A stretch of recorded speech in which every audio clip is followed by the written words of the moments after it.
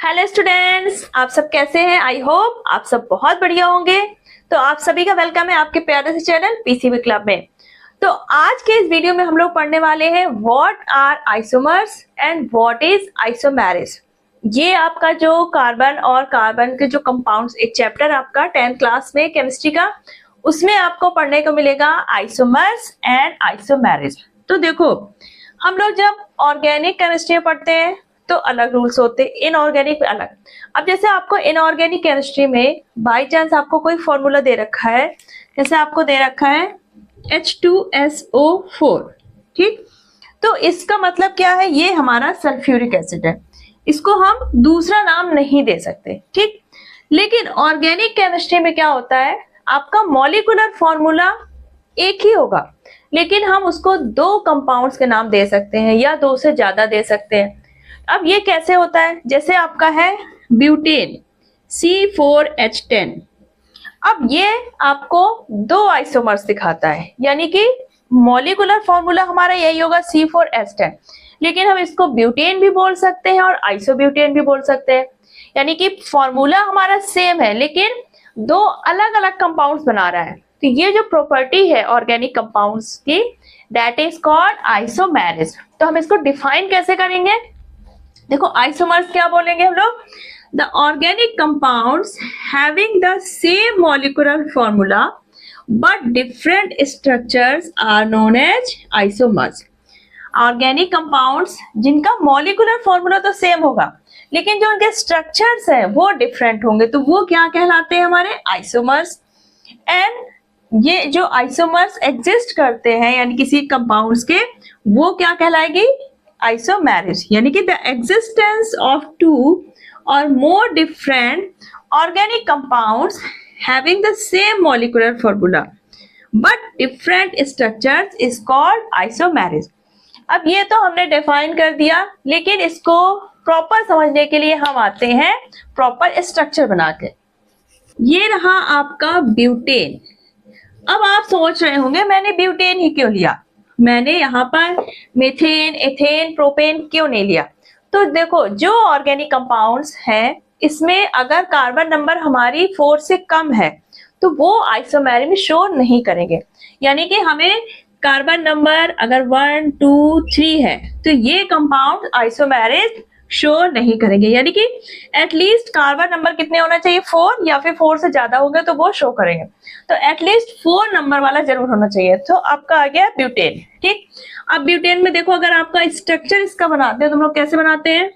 Carbon की हमने chain बना दी और ये हमने हाइड्रोजन, ये सारे क्या होंगे? सारे कोवेलेंट बॉन्ड होंगे इसमें, कार्बन के बीच, हाइड्रोजन के बीच और कार्बन कार्बन के बीच। तो ये बन गया आपका नॉर्मल, एक हमने स्ट्रेट चेन बना दी। तो इसको हम लोग बोलते हैं एन ब्यूटेन, यानी कि नॉर्मल ब्यूटेन, ठीक? अब अगर हम एक कार्बन को यहां पर लाता है ब्रांच फॉर्म में बना देते हैं ऐसे, ये कार्बन हमने इधर कर दिया और बाकी हमने हाइड्रोजन ऐसे अपने प्लेस पे इसको लगा दिया। अब यहाँ पर देखो, अगर हम फॉर्मूला देखें तो यहाँ पर भी कार्बन हमारे 4 है, हाइड्रोजन आपके 10 है, ठीक? तो यानी यहाँ पर C4H10 लिखेंगे। इस स्ट्रक्चर में भी हमारे कार्बन 4 है, 1, 2, 3, 4 और हाइड्रोजन आपके 10 है। तो यहाँ पर भी मॉलिक्यूलर फॉर्मूला क्या हो गया? C4H10। लेकिन इसका जो नेम है वो अब नॉर्मल ब्यूटेन ना होकर क्या बोलेंगे हम इसको? आइसोब्यूटेन। यानी कि यहाँ पर जब एक ब्रांच बन गई है तब ये क्या कहलाने लगा? आइसोब्यूटेन। तो आपका नॉर्मल ब्यूटेन और isobutane, these are isomers of each other, क्योंकि इनका जो फॉर्मूला है केमिकल वो तो सेम है लेकिन स्ट्रक्चर डिफरेंट है। अब अगर IUPAC नेम हम लोग इसका रखते हैं तो ये तो हमारा एन ब्यूटेन, सिंपल हम ब्यूटेन बोलेंगे। और यहाँ पर हम IUPAC नेम क्या बोलेंगे? नंबरिंग करते हैं हम लोग 1, 2, 3 और ये क्या है आपका? एक मैथिल ग्रुप है तो ये हो जाएगा आपका 2 मैथिल। अब यहाँ पे 3 कार्बन है तो प्रोपेन, ये हो जाएगा आपका IUPAC नेम।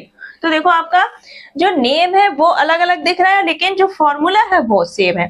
तो ये हो गया हमारा आइसोमेरिन। अब आपका आइसोमेरिन जैसे ब्यूटेन दिखा रहा है, आपका पेंटेन भी दिखाएगा, C5H12, आपका हेक्सेन भी शो करेगा।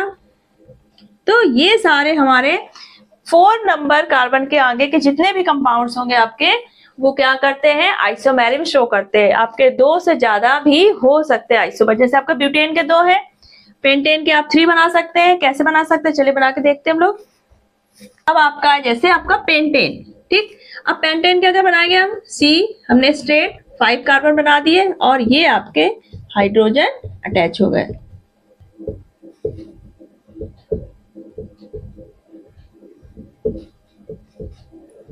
अब यहाँ पर हमारे सारे कार्बन क्या है, एक स्ट्रेट लाइन में, तो इसको हम लोग क्या बोलेंगे, एन पेंटेन, ठीक। अब अगर हम इसको ब्रांच चेन में रख देते हैं, ये जैसे आपका ये C है, एक C हम इधर लाते हैं तो क्या हो जाएगा, C, ये हमारे 4 कार्बन हो गए, एक हमने C इधर लगा दिया, ये आपके H हो गए।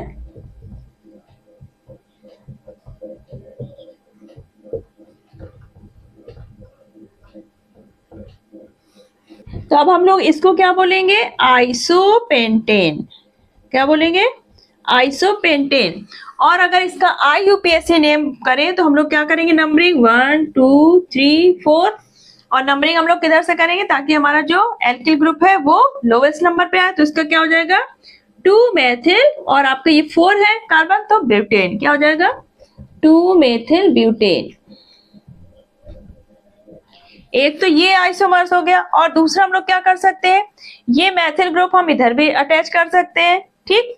और ये वाला हम इधर भी ला सकते हैं, तो इसका ऐसे बना सकते हैं हम लोग C, और ये हमने क्या कर दिए, 5 कार्बन अटैच कर दिए, और ये इस तरह से हमने हाइड्रोजन लगा दिए।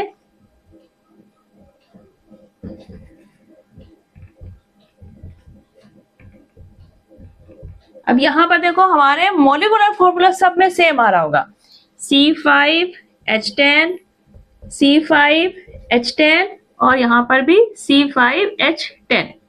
लेकिन इसको हम लोग क्या पढ़ेंगे, यहां पर चारों तरफ है कार्बन, तो इसको बोलते हैं नियोपेंटेन। ये क्या हो जाएगा, नियोपेंटेन। और इसका IUPAC नेम क्या होगा, 1 2 3। अब 2 कार्बन पे क्या है, आपके 2 एल्किल ग्रुप जुड़े हैं, यानी कि 2 मेथिल, तो हम लोग क्या बोलेंगे, 2 2 डाई मेथिल। अब ये आपके 3 कार्बन है तो प्रोपेन, ठीक, 2 डाई मेथिल प्रोपेन। तो इस तरह से हमारे पेंटेन के कितने आइसोमर्स हो गए, 3। और आप इसी तरह से हेक्सेन, हेप्टेन, इनके आइसोमर्स आप बना सकते हैं डिफरेंट अरेंजमेंट करके। तो आई थिंक आपको आइसोमर्स, आइसोमेरिस बहुत इजी समझ में आ गया होगा। आप इसकी प्रैक्टिस करिएगा तभी आपको अच्छे समझ में आएगा। तो चलिए फिर आज का वीडियो अगर आपके लिए फ्रूटफुल रहा है तो वीडियो को लाइक करिए, शेयर करिए, पीसीबी क्लब सब्सक्राइब करना बिल्कुल मत भूलिएगा, और बेल आइकन जरूर प्रेस कर दिए ताकि जैसे ही वीडियो बने आपके पास फटाफट पहुंच जाए। चलिए फिर मिलते हैं एक और नेक्स्ट वीडियो के साथ, तब तक अपना ख्याल रखिएगा, बाय बाय, टेक केयर।